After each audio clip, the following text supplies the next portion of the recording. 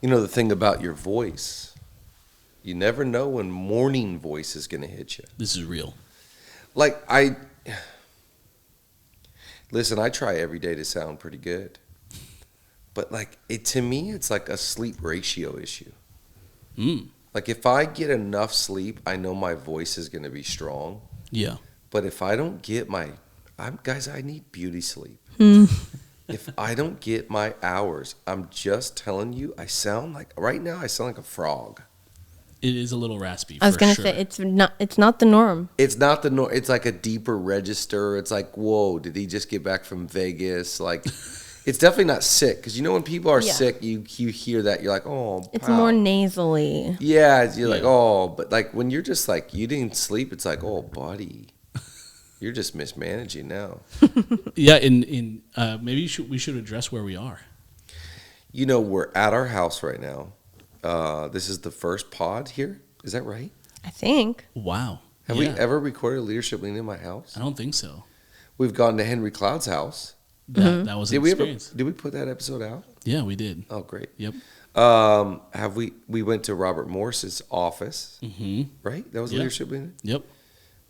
This is the third podcast that's ever traveled for Leadership Lean? Well, we've had pastors gatherings. Oh, pastors gathering. Conference. I just did one in Miami. Miami. VuCon.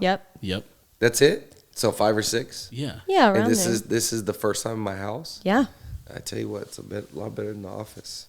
But guys, you can't trust a word I say today. Like, I'm barely here. I'm so low energy right now. Are you kidding me? This is the most melancholy episode you're ever going to experience. I'm going to get philosophical today. Ooh. I'm going to go deep. I'm going to break stuff down, man. I'm going to talk like a poet. Listen to this voice. Like, what am I, a smoker? All of a sudden, from one pod to the next, now I've got cigarettes. Suddenly. No, you sound like, I'll tell you exactly who you sound like. That everything rises and falls on leadership. Wow. What happened? Did you hear it? No. What? That everything rises and falls on leadership. Oh, that's it. That's what I'm channeling. That's you right there. I'm channeling my John Mack. It's because of vocal cord usage. Yeah. Oh, I'm comforted. Okay, let's start the pod.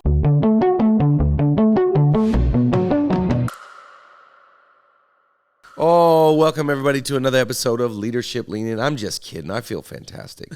You know, I'm just kind of getting into my John Maxwell stage of life. I'm just kind of talking like this. I'm just getting into No way. Oh my gosh. Is that pretty good? That was good. I thought it was the... Wait, now we all have to do it, Nate. I want to tell you, everything rises and falls on leadership. Okay, Nate. Try. Everything rises and falls on leadership. Everything rises and falls Yeah. on leadership. Leadership is influence, nothing more, nothing less. This is so crazy. I wish I had all of his country club memberships to go with it. Anyways, okay, guys, welcome to my house. Yeah, this is Thank cool. you. Mi casa is su casa. So fun. This is fantastic. I feel very at home. I love the redecoration. I haven't been here since the pink. Maybe I have. You have been here. Okay, Stop it. maybe come I on. have. But do you get it? Mi casa is su casa. I feel at home. Literally, yeah. I'm coming home. Anyways, thank you everybody for listening to what we call around here LLI. That's right. We do. A lot of merch. Leadership, lean in, pick up your merch. By the way, are you subscribed to our emails? We put out an email every week pretty much summarizing this pod, and make sure you get it in written format as well. Okay, we're going to jump right into today's subject. Today, I want to talk about attack mode. Okay. I want to talk about living on the offensive, not the defensive. I love this. I think that life is about creating, building, going after things. And I don't think that you should be reactive. I think leadership is about being proactive, making a plan, having an ability to go like, I'm going to attack what's in front of me. I'm going to attack my to-do list. Right. I'm going to attack the plan, the game plan, the strategy. But you know what? I got to attack to make the game plan, the strategy. I think life is about being, we talk about this a lot on the pod, being deliberate and not default. And just getting to that place where it's like, I don't know what you got going this summer, but like one of my favorite proverbs is about the ant. And there's a whole message about the ant. The ant is like when everybody else is at the beach and everybody else is at the pool, the ant's working and getting ready and preparing and attacking. I love it. Love it. And I want to talk about attack mode because I want to get you into that mindset. Maybe a little bit of that Mamba mentality. Come on. Let's get into attack mode, and let's really believe that I can only in leadership control the controllables. This is my favorite part about leadership. I only control two things: my input and my attitude, my work ethic and the attitude in which I work. So I'm going to control that, and because nobody else is working for me, nobody else is coming. It's me. It's not me against the world. It's me working with creativity, working with a great team, working with what's in my hand. And I just want to get you in that offensive mindset going into the summer. Come on. I mean, why does my voice sound like this? We had people here, a bunch of people here last night. Julie and I stayed up late talking and kind of debriefing, and we got up early this morning. And you know what? But we're going after things. Yeah. Mm-hmm. We're making stuff happen. I think that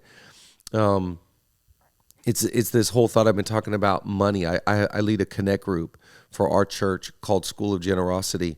And this is great truth that I've been trying to teach out of Deuteronomy 8:18. Remember the Lord your God creator. He gives you the power to get wealth. He, God, gives you, listener, the power to get wealth. Well, let's put the emphasis on the word power, because it doesn't say he gives you money or gives you wealth. Right. He gives you the power for attack mode. He gives you Right. the power to build and to gain and to give and to love and to lead. And so all that power comes from above. So let's get into attack mode. So a few things here from what I call my house. You know what? Have you ever gotten on our Wi-Fi here? Yes. Yeah. You know the name of my Wi-Fi? I can't I remember. just saw it. Okay, well, let's break Wait, it down. I can check on my phone maybe. Something about Casa. Casa? Oh yeah, mi casa. No. Right? No. No, mi casa. I would never do that. Oh. Wait, where's my settings? There it is. Oh, It says- gosh. oh, Casa de la Raza. Casa de la Raza. What does that mean? I don't know. I'm not even going to tell you. I don't know. What's Raza? Casa de la Raza. I don't even know. Should I Google it? Yeah, Google Casa de la Raza. Okay. I don't know what it means. Hopefully, it's not anything scandalous. hopefully. No, Fine. no. De la Raza. It's a famous saying, Casa de la Raza. House of the party, house of life. De la Raza. R-A-Z-A? Well, it's a place in Santa Barbara. No, come on. Come on. Just ask Siri. Oh yeah. Hey Siri, what does Casa de la Raza mean in English? Come on, Siri. My She Siri, doesn't she know. went away. She went away. Okay. Well, Moving on. you work on that while I jump in here to content. Attack mode. Here's where I want you to attack. I want you to attack your house first. Most people that are driven attack their projects and attack the business and neglect their house. That's right. But I think failure at home is failure, period. And so I want you to attack first. Let's get your house in order. This is something that, is a big deal to leadership. Like, I remember a number of years ago, Mayor Rudy Giuliani, when he really turned New York around, and what a prolific job he did. And I think he was on the cover of Time magazine, and at the time, like, he was heralded as one of the best mayors ever. And the crime rate when he took over is insane. And I remember reading an article when he got a divorce, and the writer was basically saying, like, he had all this great success in the city, and heralded at the time. This is way before he went on to become who he is today. And I remember the journalist writing basically, like, he had all this success in the city, and he had failure at home. And I remember that line, failure, at home is true failure. That's right. And I think sometimes in leadership we can get so driven and focused on projects and building and going after our goals that we neglect the house. And I want to tell you that your strength comes from your home. If your home is weak, you are weak. But if your home is strong, you are strong. And so why don't we channel some of that attack mode to the place that matters the most? That's right. And that is to your house, which if you have kids, is to your children. If you're married, it's to your spouse. If you're single, it's to getting your bills in order and getting your life in order and your home and your head. And everything about, I just think leadership to me is so in order. You never need to lead out of order. So you never put the business or the company or the church or whatever you lead in front of your house. Your house comes first. Everything starts at home. Winning and success starts at home. And guess what? That requires a lot of attention. So good. And it requires a lot of energy and a lot of discipline and a lot of details and a lot of no's. I want to remind you, leader, your no is more powerful than your yes. And if you keep saying yes to everything, you're going to deplete yourself and burn out. But you've got to have the ability to say no. Nope, I'm saying no to this event and this party and this invite and this. Not every opportunity is a great opportunity. Just because if it's a good opportunity doesn't mean it's great.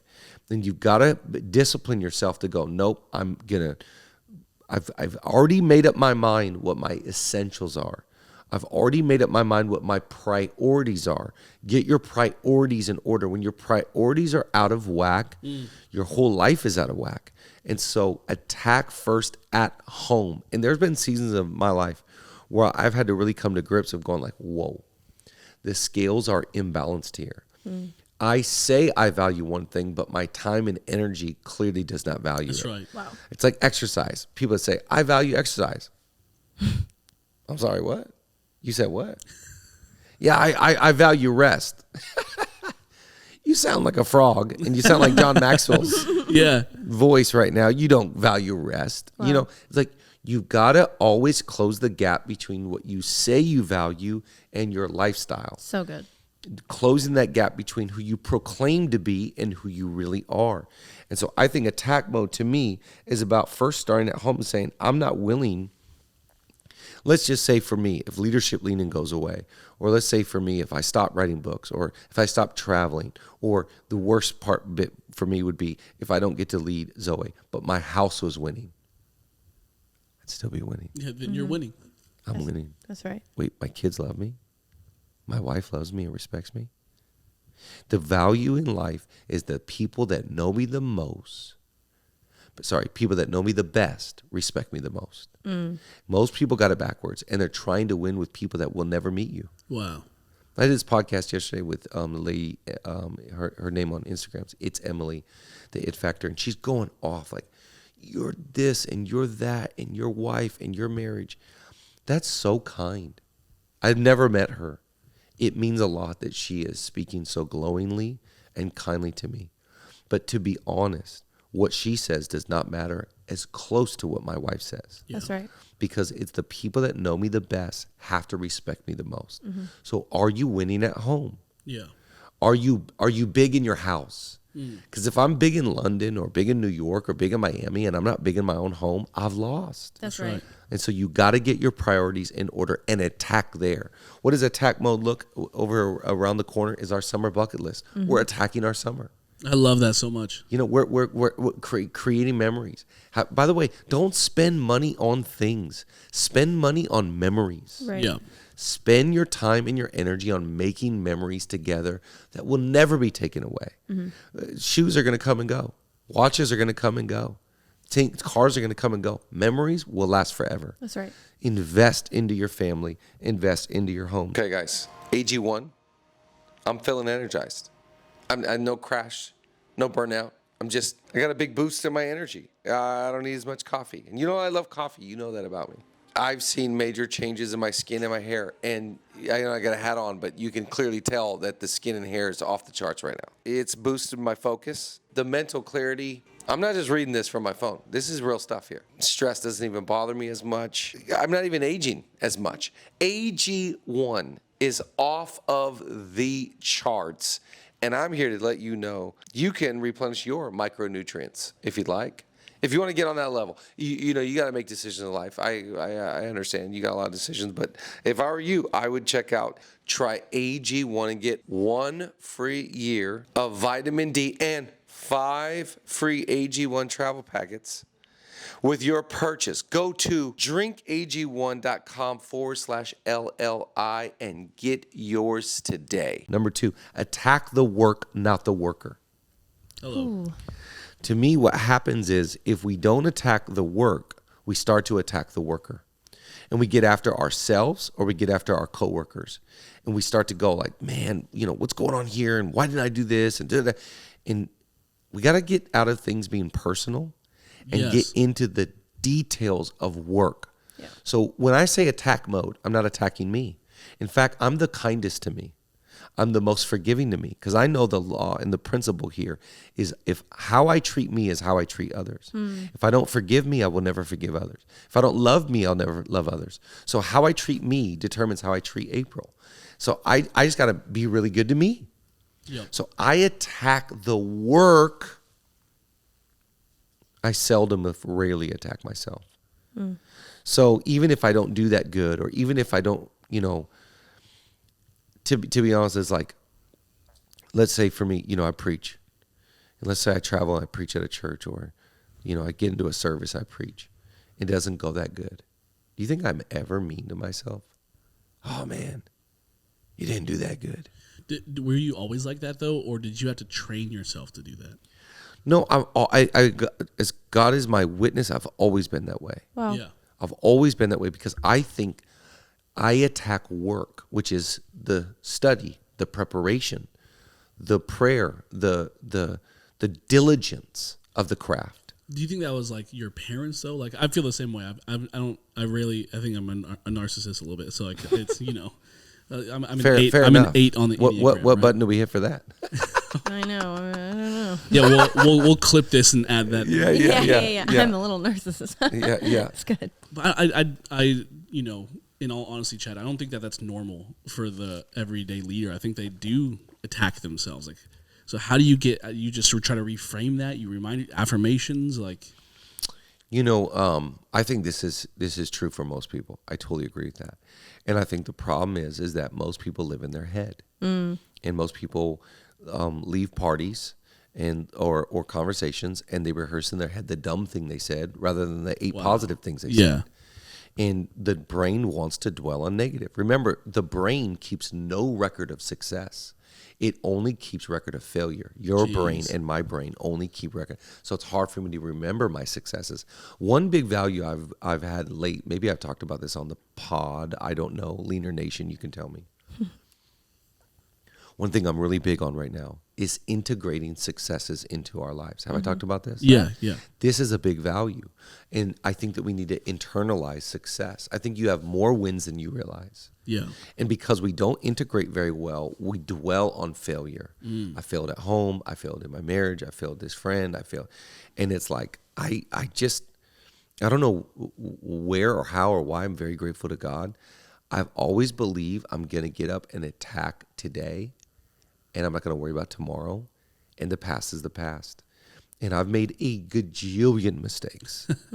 I have failed more times than I can count. I have messed up. I was just thinking recently, most of the big failures I've had in the last even few years, I can go back to where I failed people in terms of not transitioning them well and soft or kind enough when I remove power or remove proximity or remove position. And so I can go back and I can recount those, but I don't dwell on that. And I don't attack myself, because what I do believe is that to the best of our ability, we're all trying to lead our lives really well. And you're not going to get it right every time. That's right. And in hindsight, there's 20/20/20 vision. But in the moment, we were trying to see clear. That's right. Trying to do our best. You cannot attack yourself. You can only attack your work. So good. And so get up and work. Get up and do your best. To me, it's about laying your head down on the pillow of going like, I gave today everything I got. I gave today every ounce of what I had. That's it. And there's few days that I don't. Like I get up and I go. Yep. And I'm going. And I'm trying to work. I'm trying to make stuff happen. and I'm emailing and I'm emailing back and I'm proactive and I'm a little bit reactive to things and I got my and I'm gonna try my best today and tomorrow I'm gonna do the same. Yep. And all I can do is control my input and my attitude. Will I get it right every time? Absolutely not. And I can apologize where I need to apologize and repent where I need to repent and make things right where I need to make right. But I'm not going to beat myself up over it. So good. Get out of here. Yep. I think so many people are just like living in a world of regrets. Like it's time to move forward. Here's the third thing. Make a plan. Make a plan. Make a plan. What's the plan? How are we going to fix it? When you get to attack mode, it's like most people get inspiration. Like, I'm so inspired. Great.